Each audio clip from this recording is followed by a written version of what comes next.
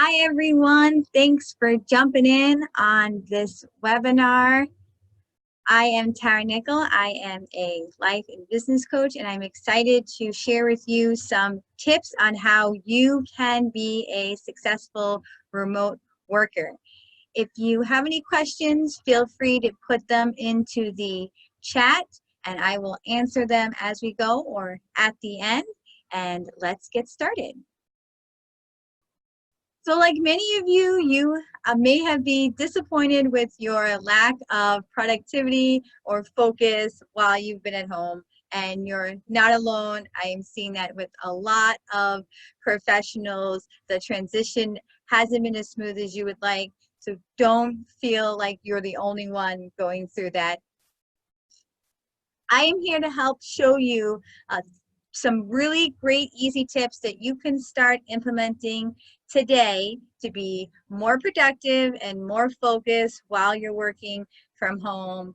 And these are things that you can start implementing today, or if you're on the East Coast, you can start implementing tomorrow in your work schedule. So there's 3 simple steps that I'm going to share with you today that don't require you to make up a whole bunch of new to-do lists or spreadsheets, tracking systems. They're simple things that you can implement. So a little bit more about me. I am a former attorney turned coach, and what I really love about coaching is being able to work with moms and business owners, create that balance, because we all want to be able to have our home life, but have our work life, but not feel torn between the two. And I love being able to get everyone in a place where they feel like they are a professional, but they're also a mom, they're a spouse, they're a friend. You know, they're not totally defined by their work. But now that we're transitioning now into remote work, you know, that separation is hard because you're not going to your physical office now. You're trying to have that work environment at home when normally you would have it separated. So being able to create that balance is so critical. And what I have seen during this time and even before COVID is what separates those that are successful working at home and those that are not are 2 things: your environment and your mindset. If you have a good environment, when you are zoned in and focused and your mind is right, you're in the right mindset, you're motivated, you're inspired to do your work, you will be successful no matter if you're at the office or you're in your bedroom, as I am right now. So it's not easy to stay focused at home. You know, you're thinking about chores you have to do. Is the laundry done? Do you need to clean up dishes? You know, how are the kids doing? You know, I have 2 young boys at home, so I'm balancing doing homeschool and balancing keeping them active. You know, it's getting warmer here in Michigan, so they want to go outside and play with their friends, you know, managing all of those activities as we slowly start to get back into outdoor activities and less social distancing. And then you're thinking about finances. You know, you're thinking about bills you have to pay or other obligations that you have. And those can distract you when you're at home, because those are things that you would normally think about while you're at home, but your mind should be focused on your work. And you also want to maintain your work relationships. You want to still have good rapport with your boss, with your colleagues, and especially with your clients, because the expectations in all of these groups of people hasn't changed. You know, shifting from being at home doesn't necessarily mean that you get to be less attentive to your clients or you get to, you know, slack off with your colleagues. You still have to maintain the same level of focus that you had when you were in your office. So again, this goes back to your environment and your mindset. When you have these 2 working together, you will be more productive and more focused. So 3 steps that I'm going to share with you today that you can start implementing tomorrow is: step 1, create a daily schedule. Step number 2 is set up your home office space. And number 3, develop a communication strategy with your colleagues and with your clients. So step 1 is creating that daily schedule. Right now, your biggest problem with completing this step is, oh my gosh, Tara, I can't complete all my tasks in one day. There's too much to do, too much with chores or the kids and work. I just can't complete it all in one day. And I totally empathize with that, but I will tell you that it can be overcome. So here are some tips that you can start implementing to get your schedule and be in control of it instead of it controlling you. First thing you want to do is determine what time of the day you are going to work. And really what this means is, what time of the day are you most productive? Are you a morning person, an afternoon person, evening person? When are you the most awake, more focused to be able to get your major task done? For an example, I'm a morning person, so most of my best productivity comes in those early hours of the workday, that 8 to 12, 9 to 1, depending on when your workday starts. That's when I'm most productive. I like scheduling my meetings during that time. I like getting the biggest, most important project done at that time. So figuring out what that looks like for you is really important. And then you have to think about, that's when I'm most work productive. When am I going to be the most attentive to my other household responsibilities? When is it going to be best for you to homeschool your kids? When is it going to be best for you to have some downtime or some family time? You know, when are all those activities going to fit into your schedule so that when you are in that moment, in that time, you are the most focused on that particular activity? And the last one here is a big one for me. I am a huge advocate of time blocking. And when I say time block every activity, I mean every activity. If you like to have an hour or two in the morning just yourself, then block that off from 7 to 9, 6 to 8 a.m. in the morning. That's me time. That's when I'm going to exercise or do meditation or read the newspaper. Whatever your morning routine or that alone time is for you, you want to schedule that in. And also schedule in your homeschool time, schedule in your family time.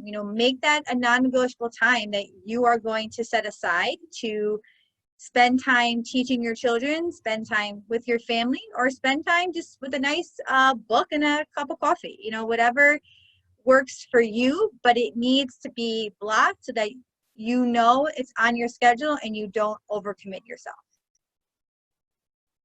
Once you have a set schedule and you've done it for a couple of days, you can adapt and change to meet new priorities. So if you're in a position where you were homeschooling and now your kids are going off to summer camp, then maybe you stick in some time to do some other hobbies, or you can take on additional work now with your job or another business because you don't have that homeschool time.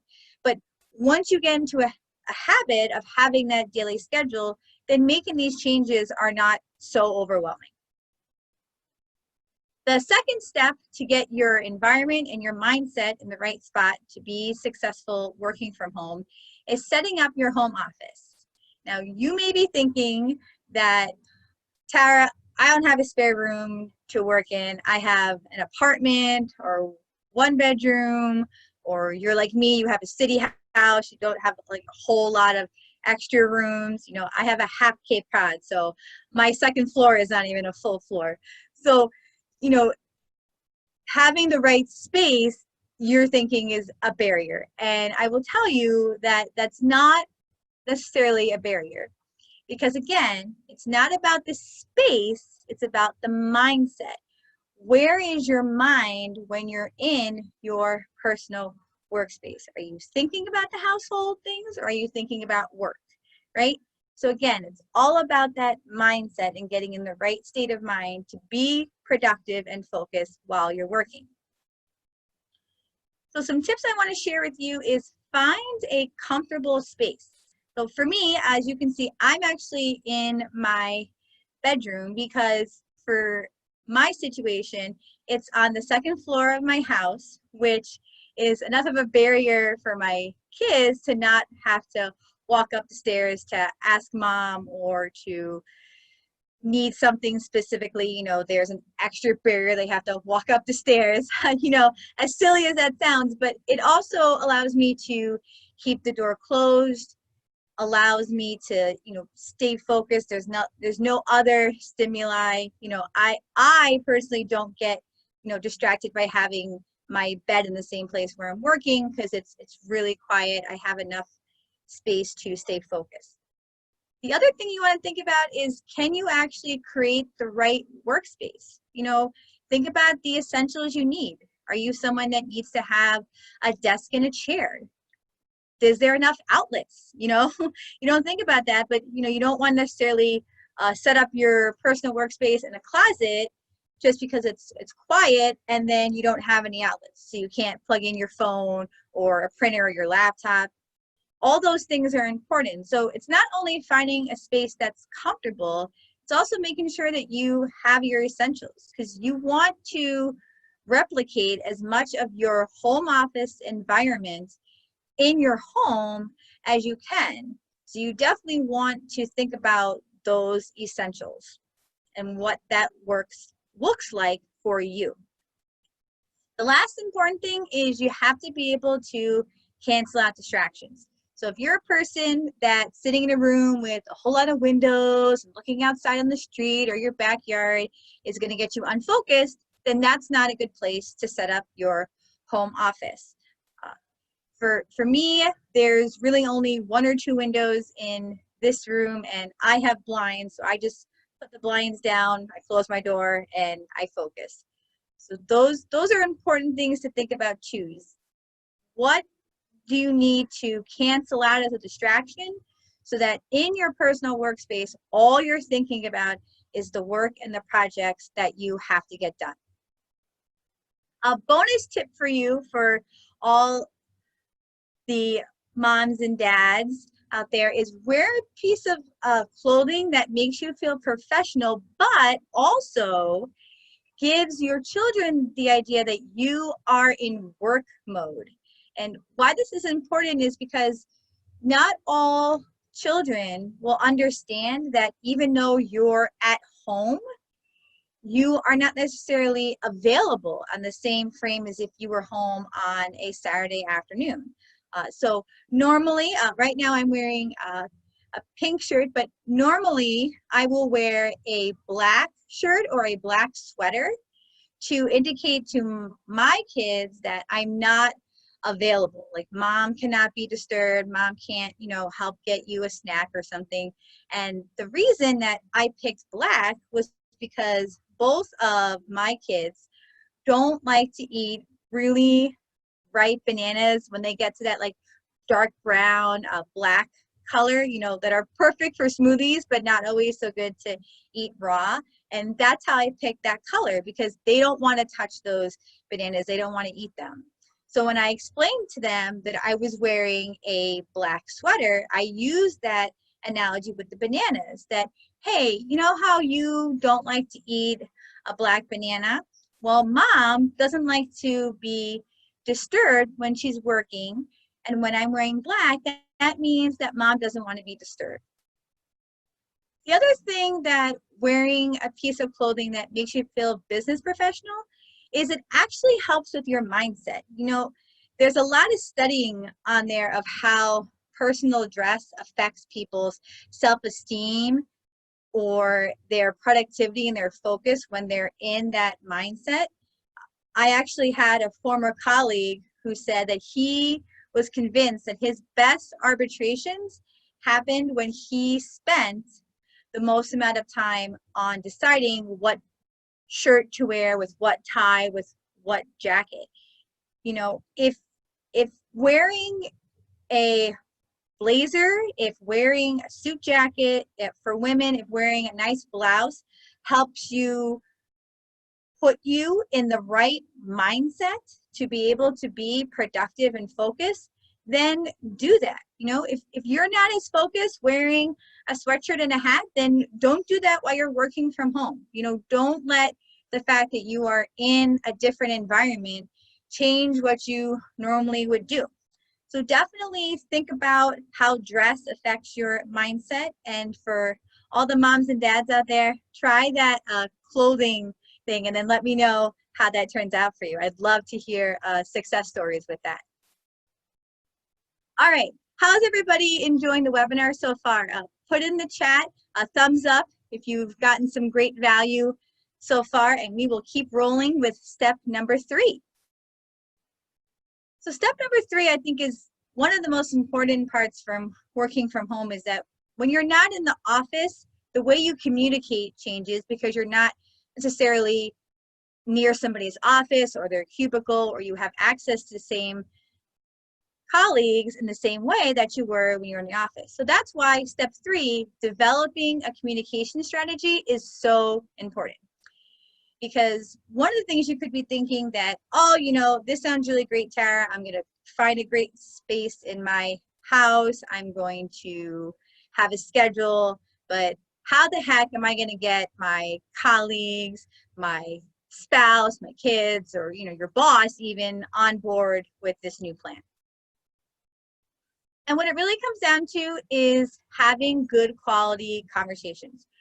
So one thing you can do with your family is, you know, have a discussion about how things have changed since you've been working from home.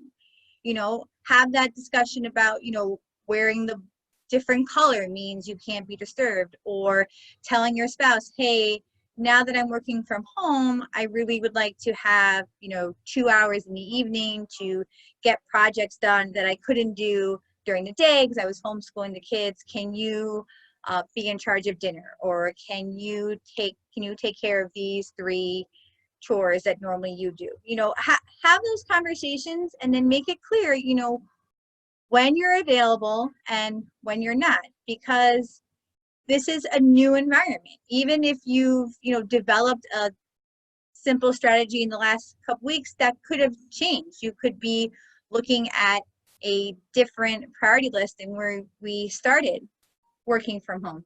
So just having that conversation and being blunt about your needs will help you create a schedule that you can stick with your family. When we're talking about communicating your plan and how you're going to be successful at work with your colleagues, I would definitely share with them what your schedule looks like. You don't have to share all of it if you don't want to, but I just want to give you an example that I used. When my boys were doing homeschool before they switched over to summer, we had a Zoom school live meeting with the teachers at 3 o'clock every day. And I put that on my calendar. My work had a group calendar, and you could see when people were available to schedule meetings. And I had blocked off from 3 to 4 every day, Monday through Friday, that I was not available. You don't necessarily have to tell them why you're not available. You can just put D&D in it, you know, and say, I can't be disturbed. And then if somebody asks, you can say, hey, yeah, at 3 o'clock, you know, my kid has Zoom school. I have to be attentive to them. So can we schedule a meeting at 2 p.m. instead of 3?